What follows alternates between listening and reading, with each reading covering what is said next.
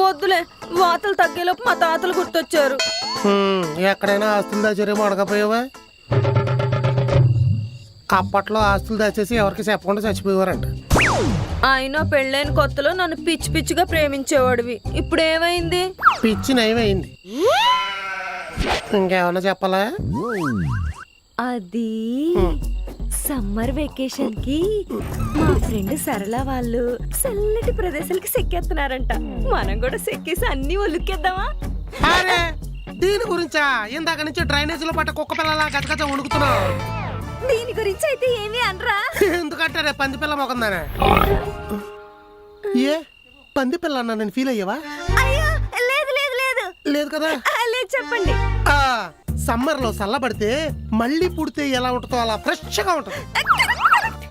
నువ్వేం చేస్తావంటే ఈ మంచు కురిసే ప్రదేశాలు ఉన్నాయి కదా, అవి ఎక్కడ ఉంటాయి చూడు.